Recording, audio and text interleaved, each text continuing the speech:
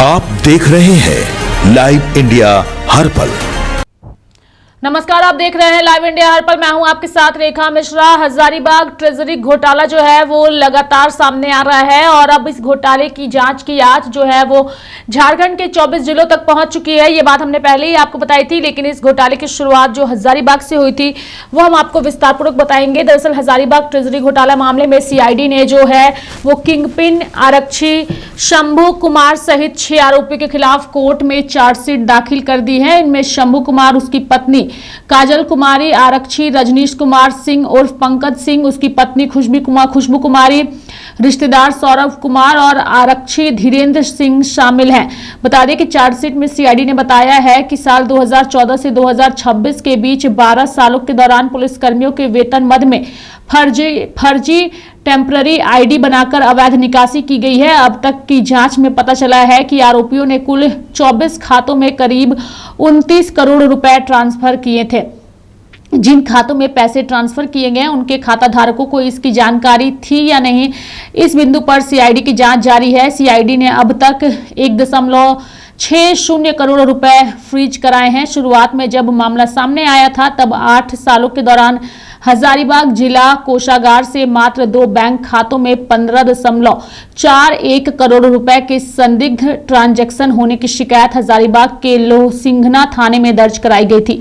आरोपियों ने जमीन और मकानों में निवेश किया और जेवरात भी खरीदे। यानी कि पूरे खेल में हजारीबाग एसपी कार्यालय की लेखा शाखा में तैनात तीनों सिपाही शंभू कुमार, रजनीश सिंह और धीरेन्द्र सिंह सीधे तौर पर संलिप्त थे। अवैध रूप से निकाले गए पैसों से आरोपियों ने जमीन और मकानों में निवेश किया, जेवरात खरीदे और ऐशो आराम पर भी खर्च किया। जिन लोगों के खातों में इन लोगों ने पैसे ट्रांसफर किए उन्हें तीनों आरोपी आरक्षियों द्वारा कमीशन दिए जाने की बात भी सामने आई है।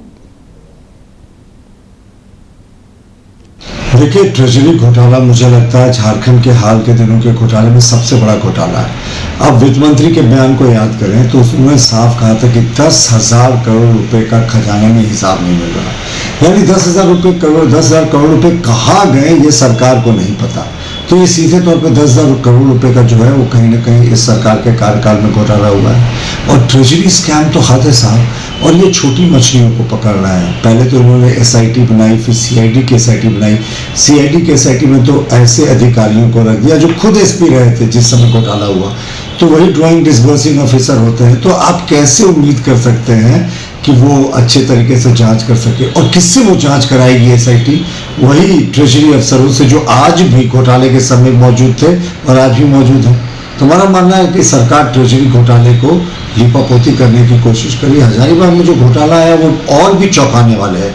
किस तरीके से सफेद पोश सिस्टम से जुड़े लोगों ने जो सरकार के पैसे की बंदरबाट के साथ जो आदिवासी मूलवासी के विकास में पैसा लगना चाहिए था, हजारों करोड़ ट्रेजरी घोटाले की भेंट चढ़ गया। लेकिन सरकार है वो एकदम कछुए की चाल से वो जांच को आगे बढ़ा रही है। लेकिन भारतीय जनता पार्टी इस मुद्दे पर सभी विकल्प को खुला रखे और जरूरत पड़ेगी तो हम उच्च न्यायालय का दरवाजा भी खटखटाएं। देखिए, ये सरकार की प्रतिबद्धता ही है कि ट्रेजरी में गड़बड़ी मामले में सरकार ने पूरी तरह पारदर्शिता के साथ इसकी जांच करवा रही है। हमने एसआईटी का भी इस पर गठन किया ताकि निष्पक्ष जांच हो सके। हम जांच को किसी भी प्रकार का प्रभावित नहीं करना चाहते और जहां जहां जिस जिलों में गड़बड़ियां पाई जा रही है सरकार उस पर त्वरित कार्रवाई भी कर रही है। ट्रेजरी घोटाले में लोगों की गिरफ्तारी भी सुनिश्चित हुई है। तो हम पूरी तरह से पारदर्शिता के साथ काम कर रहे हैं और जब जांच चल रही है तो जांचों उपरांत बातें सामने भी आ रही है। तो हमें लगता है कि यह सरकार की प्रतिबद्धता है कि हम लिपापोती करने का काम नहीं कर रहे हैं। जिस प्रकार राम मंदिर चढ़ावे चोरी मामले में भारतीय जनता पार्टी लिपापोती कर रही है, उस प्रकार हम लिपापोती नहीं कर रहे हैं, बल्कि हम पूरी प्रतिबद्धता के साथ निष्पक्ष रूप से इसकी जांच चाहते हैं और सरकार इस दिशा में पूरी तरह प्रयत्नशील है।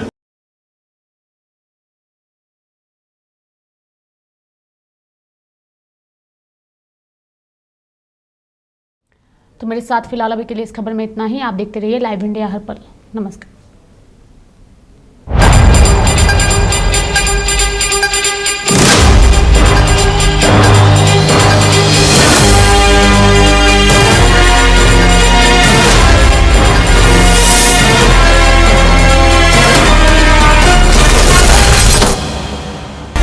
आप देख रहे हैं लाइव इंडिया हर पल।